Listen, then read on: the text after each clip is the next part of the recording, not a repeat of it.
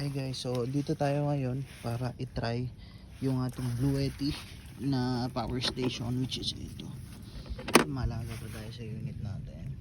Bluetti power station, which is yung model specifically is EB3A.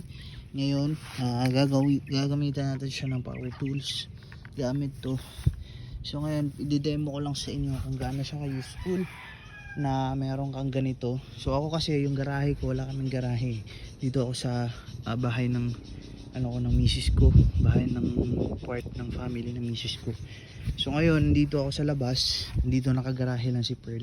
Ito nga, trinabaho ko na to last time, however hindi pa siya ganun kapulido yung pagkakatrabaho. So ngayon papakita ko sa inyo kung ano yung magagawa ng power station natin, mga sitwasyon na ganito.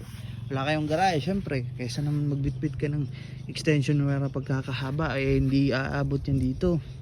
So kailangan meron kang ganito. So meron tayo dito, magagamit natin ito siya ngayon.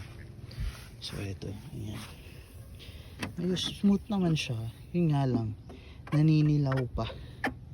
So ang gamit ko nga palang compound is Timeless.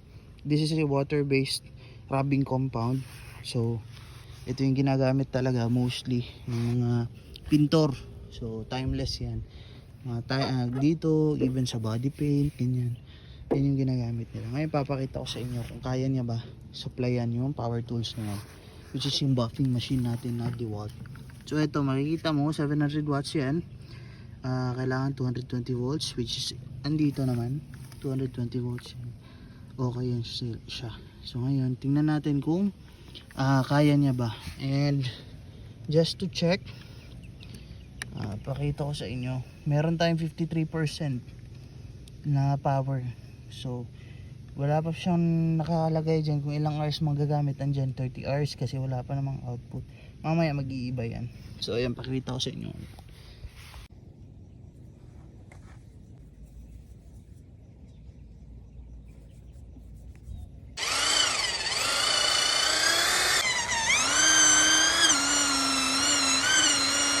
Ayan niya guys, proof lang, pero dahil nga ito yung tinatawag natin na power station, meron siyang automatic system na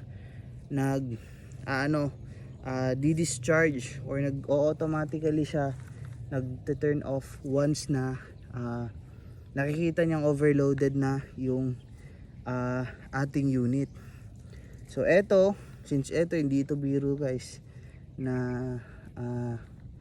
tool, kailangan niyang papahingahin din yung mismong unit natin. So ayan, makikita mo, papakita ko lang guys, ito yung na buff na natin. So ayan, makikita nyo sa gilid, medyo hindi natin naaabot.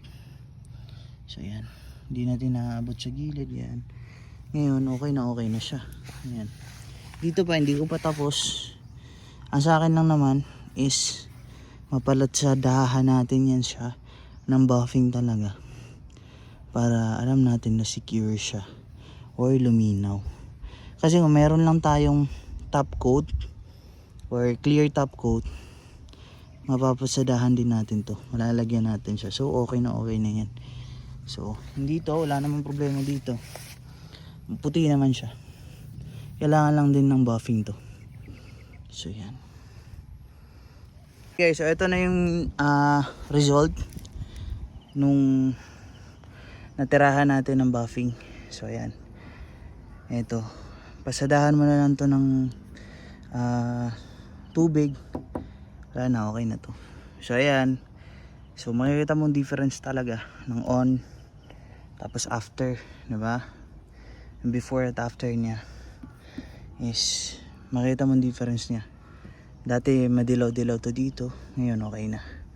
So Timeless is number 1 na pang buffing talaga, na ginagamit ng mga kapwa natin, ng mga pintor, ganun. Pero sa ating mga DIYers, bumili na lang tayo ng solution natin din para makatipid, diba? Kasi mahal din yung magpa-clear ng ganito, mahabang trabaho. So mga kaya-kaya natin, gawin na lang natin, diba?